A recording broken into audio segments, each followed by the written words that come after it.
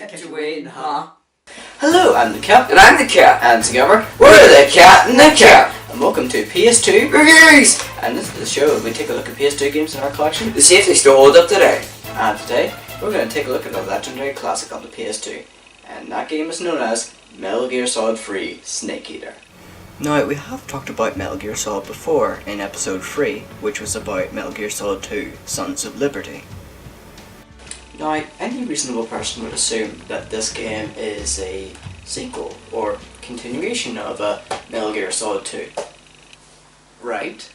You'll be sorry mistaken. So, this game is actually a prequel to the entirety of the Metal Gear Solid franchise, which, if you think about it, was a pretty risky move, because you have two games before it that have a continuative narrative, but then all of a sudden you just go all the way back to the start. But on the other hand, you do get to see some of the backgrounds of characters and villains from the Metal Gear Solid franchise.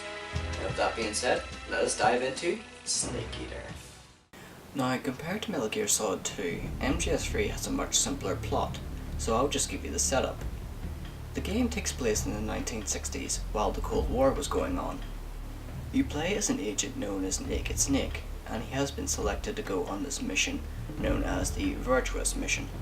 That mission is to rescue a Soviet scientist who tried to defect from the Soviet Union because he had become afraid of his own creations, aka nuclear weapons. He's being held in a facility deep in the jungle of Selino-Yarsk and being forced to create a brand new weapon known as the Shagohod. Once he's been rescued, you are then ambushed by Snake's mentor, the boss, and the Cobra unit. She had defected from the Soviet Union for some unknown reason and stole 2 nuclear warheads. She then breaks Snake's arm and throws him off a bridge. Luckily, he manages to survive and mend his wounds.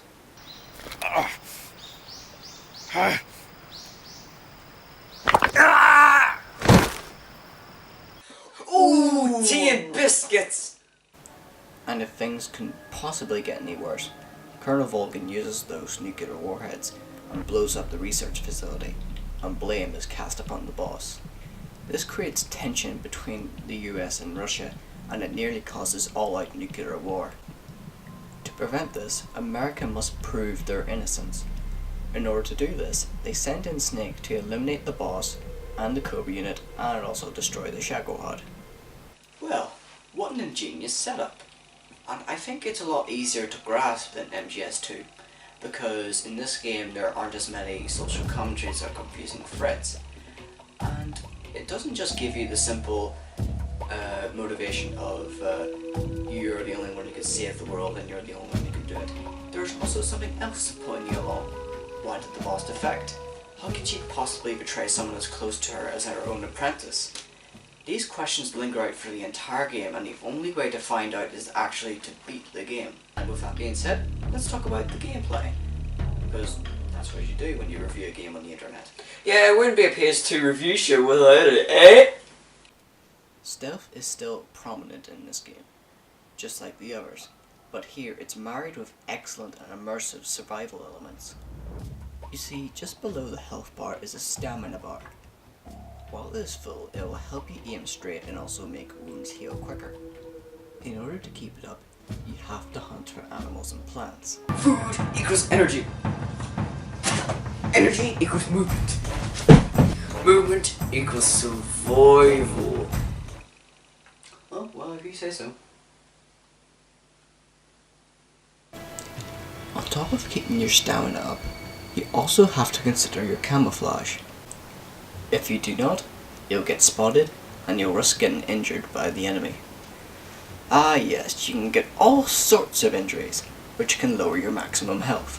From burns to broken bones, to gunshot wounds, to cuts, the list goes on. But the good news is, you have many ways of defending yourself and taking out enemies. Firstly, if you manage to find a gun or two hidden in the bases, you can go into first person mode to aim and shoot. Only problem is that these guns are noisy and they will attract attention.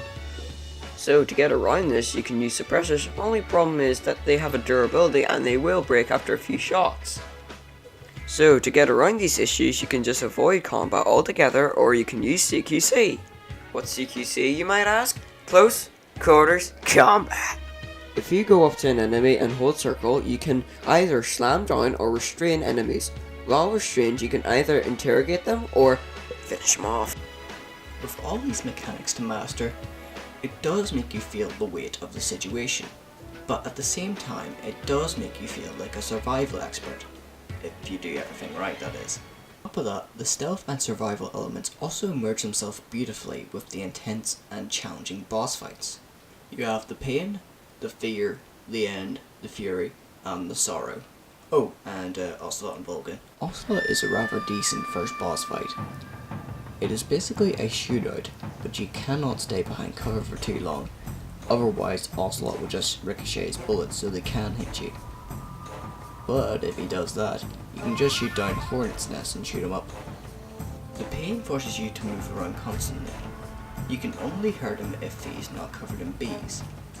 With the fear, he can go invisible and shoot different kinds of crossbow bolts at you. As for the end, it's a lot more quiet and strategic than the others. You have to truly utilize your camouflage and sniping skills. With the Fury, you have to watch every corridor and sneak up behind him before he burns everything. On the opposite side of the spectrum, you have the Sorrow, which I believe is the most symbolic out of all of them. At this point of the game, you've just escaped Groznygrad from trying to rescue Sokolov again. He manages to escape after killing a guard with a fork and jumping out of a sewer.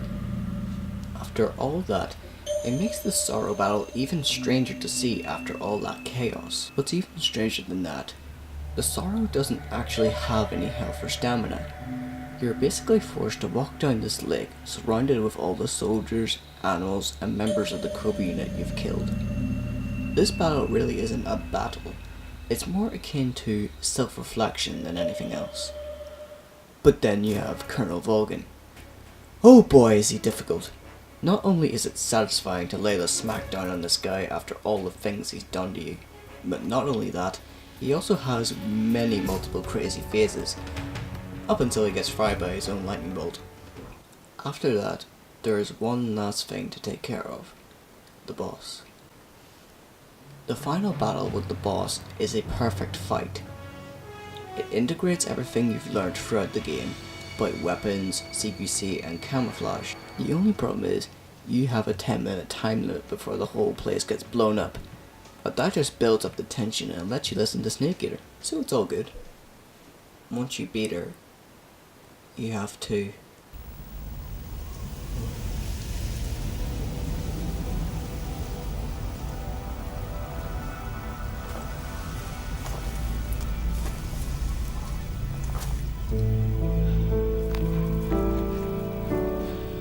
Take this. Keep it safe.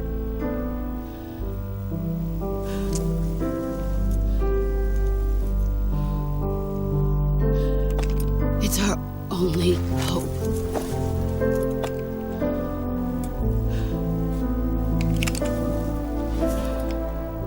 A patriot? Why are you giving me this? Jack.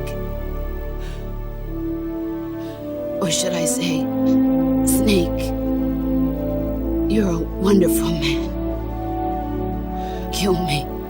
Kill me now. Do it.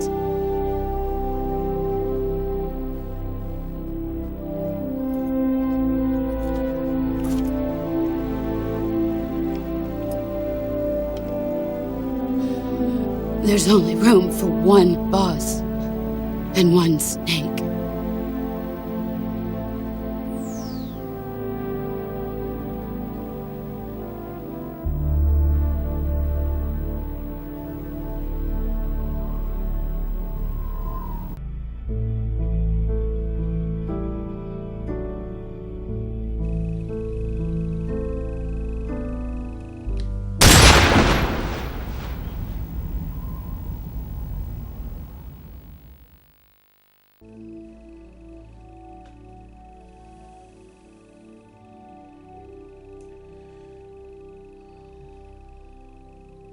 You know, I've killed my fair share of video game enemies. From normal scams of enemies and platformers to grizzled veterans in first-person shooters. But with her, She was different. She was such an amazing character. She was strong and independent, and she didn't have to prove anything to anyone.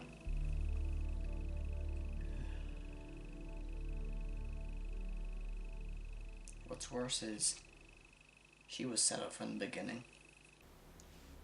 Her mission was to steal those nuclear warheads and become a traitor, just so the US can obtain the massive amount of funds known as the Philosopher's Legacy, and to be killed by Snake to prove America's innocence. She gave up her life for her country, but the taint of disgrace will follow her to her grave, and no one else would know but Snake.